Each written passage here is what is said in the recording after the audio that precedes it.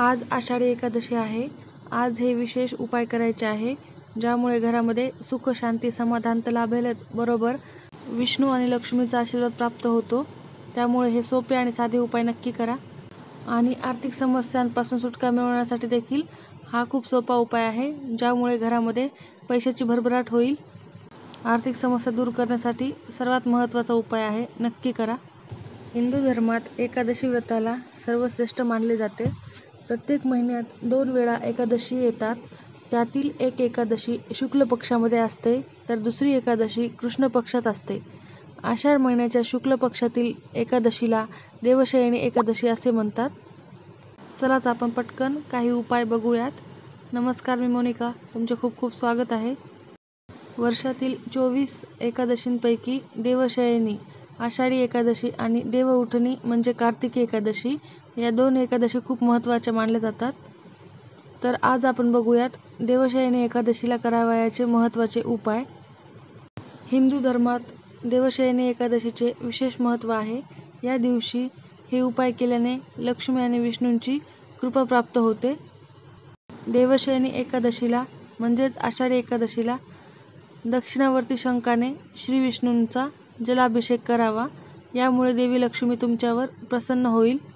घरी आपण भगवान विष्णूंची पूजा करताना हा उपाय आपल्याला करायचा आहे. त्यानंतरचा दुसरा उपाय आहे, या दिवशी श्री विष्णूच्या कोणत्याही मंत्राचा जप करावा किंवा ओम नमो भगवते वासुदेवाय या मंत्राचा जप करावा.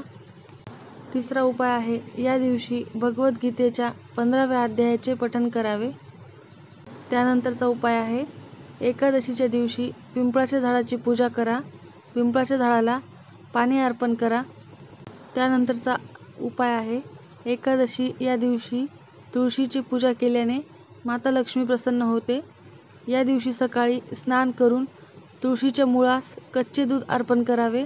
यामुळे माता लक्ष्मी तुमच्यावर प्रसन्न होते. त्यानंतरचा महत्त्वाचा उपाय, ज्यामुळे आर्थिक समस्यांमधून सुटका मिळेल व तुम्हाला पैशाची चणचण भासणार नाही. पाहूयात कोणता उपाय आहे ते. देवशयनी एकादशीच्या दिवशी पूजेच्या दरम्यान 1 रुपयाचे नाणे श्री विष्णूंच्या फोटोजवळ ठेवावे. त्यानंतर पूजेनंतर हे नाणे लाल कपड्यामध्ये बांधून आपल्या तिजोरीमध्ये ठेवावे. खूप महत्त्वाचा आणि सोपा उपाय आहे. तुम्ही हा उपाय नक्की करा आणि नक्कीच अनुभव घ्या की आर्थिक समस्यापासून नक्की सुटका मिळेल. देवशयनी एकादशीला भगवान विष्णूला वैजयंती माळा अर्पण करावी. विष्णू प्रसन्न होतात आणि घरात सुख समृद्धी नांदते. श्रीहरीच्या नामाचा मंत्राचा जप करावा. देवशयनी एकादशीच्या दिवशी गाईला हिरवा चारा द्यावा. सोबतच तुळशीला गंगाजल अर्पण करावे.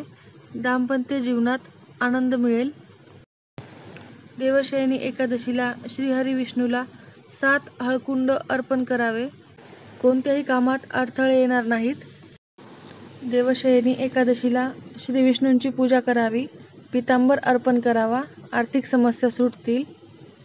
त्यानंतरचा आहे, एकादशीला विष्णू सहस्रनामाचा जप करावा. संतान प्राप्ती योग बनतात.